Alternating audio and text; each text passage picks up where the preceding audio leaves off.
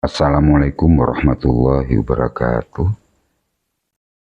Pada malam ini saya akan membabar salah satu keris pusaka dengan sandangan khas full Sumeneb ya.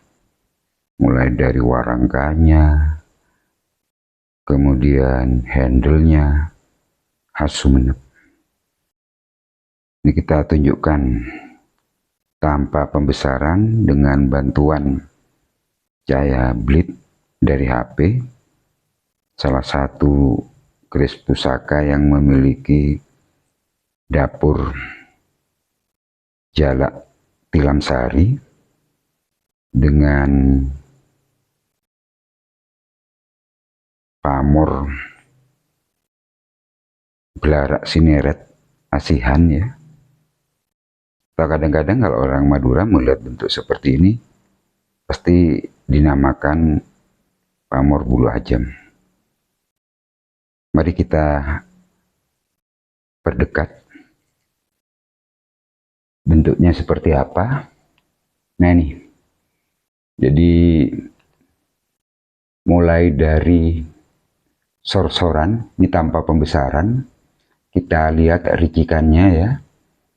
Ada pijitan, dan dilihat, kemudian ada tikel alis di depan itu, ya. Kemudian gendeknya lugas, ada serawean juga, kemudian ada tingil. Bentuk ganjanya bisa diamati.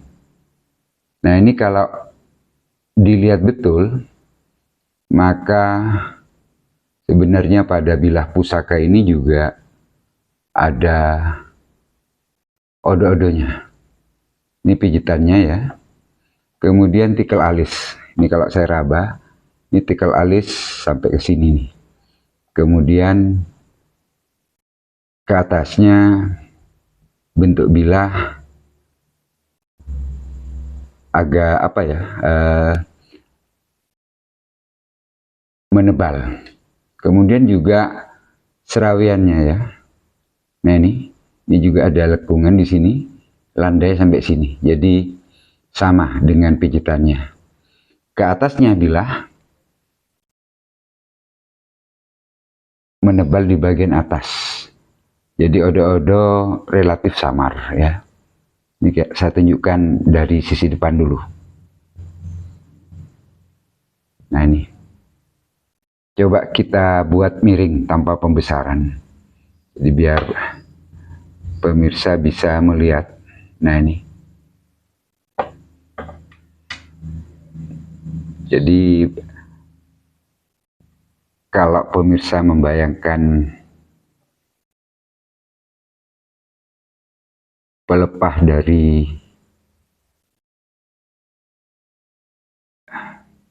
pohon kelapa, katanya orang Madura belerek ya, ya seperti ini. Nah kita lihat ada tungkakan di sini, kemudian tingil.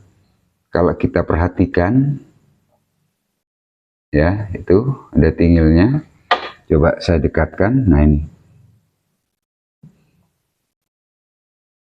Nah ini bagian depan. Kemudian kita lihat ini gandhi bagian depannya. Kemudian ganja sirih cecaknya bisa diamati bentuknya. Jadi mirip segitiga sama sisi ya. Kemudian belakang. Kita lihat separuhnya. Jadi kelihatan serawiannya. Kemudian pijitannya juga, tikel alisnya, nah juga sama. Di sisi ini kalau kita perhatikan, ini saya raba ya, ini tikel alis sampai sini, sama juga serawian. Ke atas, bilah menebal di tengah. Ini di sini juga. Jadi tebal di tengah ini. Coba kita lihat ke atas.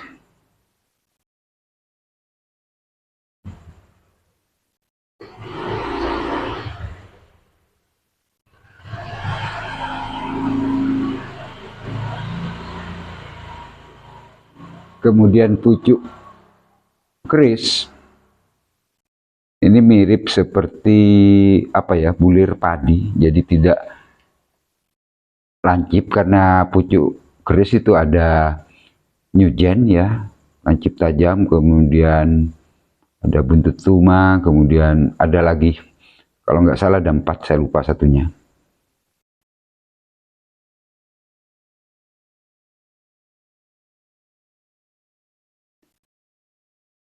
Coba nanti saya perbesar. Bisa diamati degradasi dari bilah kemudian pamor. Bagaimana kalau video ini saya perbesar ya, biar kelihatan lebih jelas. Saya perbesar 2,9, ini cukup dah untuk mengamati degradasi warna baik besi ataupun pamor. Sekarang kita lihat lagi bagian bawah. Nih bentuk sirah cecaknya. Kemudian gandek kalau dari depan.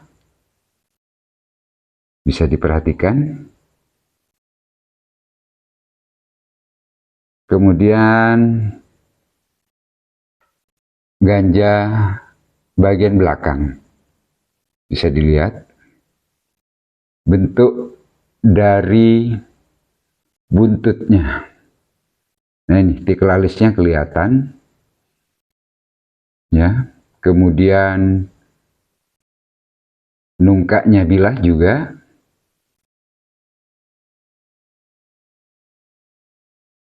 Bentuk dari pijitan juga tikel alisnya. Coba saya buat pelan ke bagian atas bilah.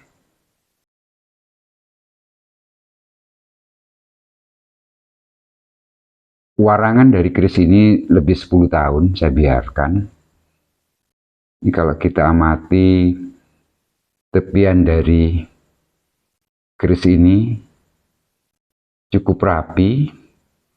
Kemudian kalau kita amati juga sebenarnya ini ada pamor wengkonnya, cuman halus.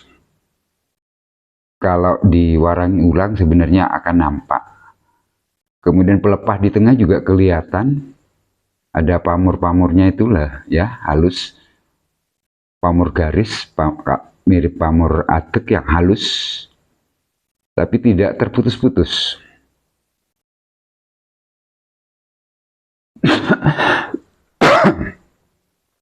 Coba lihat sebaliknya. Bilah separuh yang di belakang.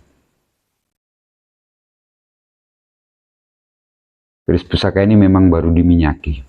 Jadi pemirsa kalau melihat memang ada pada beberapa bagian ada korosi ya. Ini kalau diwarangi ulang sebenarnya lebih nampak lagi. Degradasi warna dari keris ini. Nah ini saya tunjukkan lebih zoom, lebih dekat dengan pembesaran yang sama. 2,9 kelihatan. Pamor yang di tengah itu halus, tapi tak putus-putus. Nah ini pinggirannya juga kelihatan. Nah ini.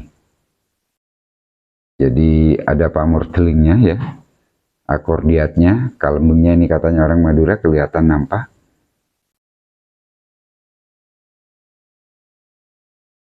Nah ini bentuk wadidang kemudian tikel alisnya. Ini kalau nampak dari sini kelihatan seperti ini. Jadi buntut urangnya ini. Ya.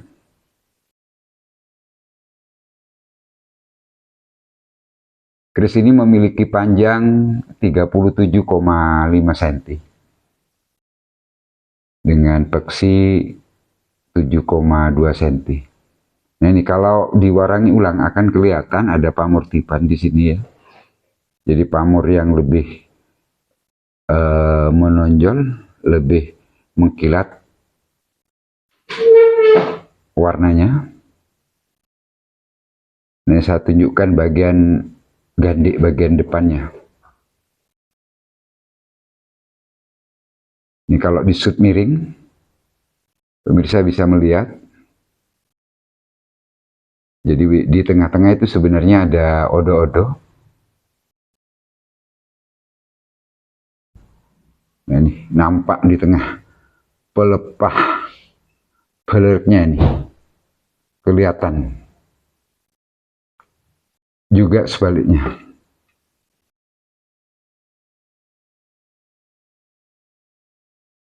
Nah ini kalembengnya kelihatan. Ini kalau diwarangi ulang akan lebih nampak degradasi warnanya. Coba bagian sor-soran saya perbesar lagi biar nampak jelas. Ini perbesaran 5,09. Nah ini tataan pamor beleriknya sangat rapat. Jadi walaupun perbesaran 5,6, maaf ya 5,09, masih kelihatan rapat. Ini ada bagian yang sudah mulai berkarat ya. Kemudian tikel alisnya juga makin nampak.